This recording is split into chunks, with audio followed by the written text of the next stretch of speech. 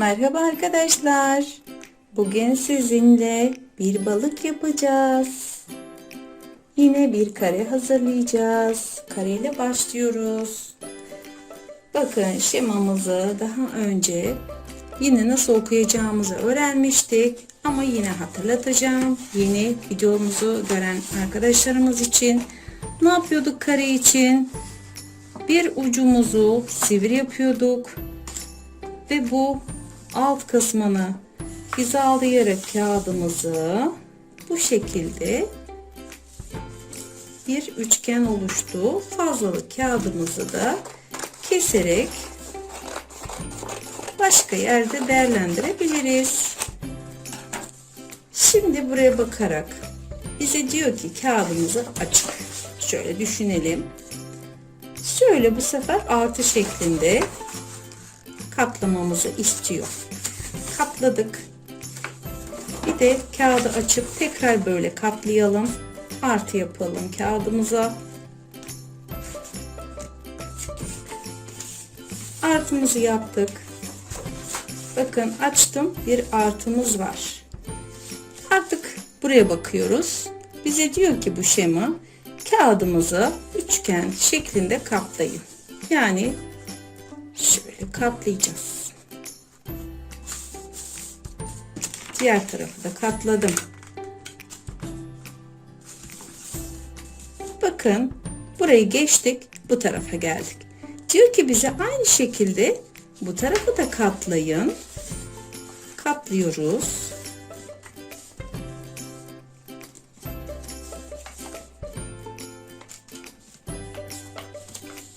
Katladım. Ve katladım. Sonra arkadaşlar şeklimizi buraya kadar getirdik. Bunları da katladık. Ve dördüncü şemada bize diyor ki artık bu orta kısımdan şurayı katlayın diyor. Biz de bunu kendimize alarak bu şekilde iki tarafı da katladık. Bu şemayı eksik bırakmışlar. Burayı göstermemişler. Daha açık olurmuş. Bunu hazırlayan kişi yapsaymış. Ve burada bizden istediği şey şemayı açıyorum. Bakın. İçindeki bu parçayı uzattım. Şöyle bakın. Tekrar katladım. Bakın içindeki parçayı çıkartıyorum. Yani burası böyleydi. Açtım. Bu parçayı daha da açtım. Bakın şuradan itibaren biraz önce katladığım yeri geri getirdim. İçindeki parçayı çıkardım. Aynısını burası için yapıyorum. Açıyorum parçayı. Buradaki parçayı aldım ve kağıdı bu sefer buradan kıvırıyorum. Bakın ortaya gelen kısım. Bunlar birleşti. Bakın şimdi şema aynısı mı? Aynısı. Bu sefer diyor bize şu orta kısımdan kıvırın. Yani tam şuradan kıvırın. Kıvırıyoruz biz de. Bakın. Kıvırdık. Ve şimdi aynısı mı oldu? Aynı. Ve tamamen çevirin diyor. Kağıdı çevirdik.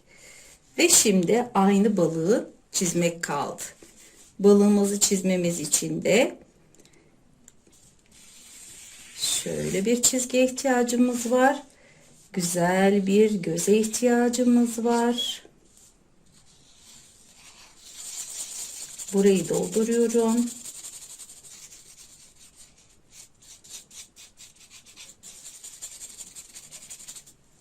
Ve burada birkaç tane pul yaparak balığımı tamamlıyorum. İşte balık bitti. Bu kadar bir balığımız da oldu. Videomu beğendiyseniz beğenme butonuna basmayı unutmayın. Ve yorumlarınızı bekliyorum. Yaptığınız bu güzel çalışmaları bana gönderebilirsiniz. Neler yaptığınızı, nasıl öğrendiğinizi görmek isterim. Ve zil işaretini açık bırakırsanız abone butonun yanındaki zil işareti açık kaldığı zaman benim size yayınladığım yeni videolardan ilk siz haberdar olabilirsiniz. Ve desteğinizi beğenerek bırakabilirsiniz. Şimdilik hoşça kalın. Kendinize çok iyi bakın. Daha nice birçok video ile karşınızda olmak dileğiyle.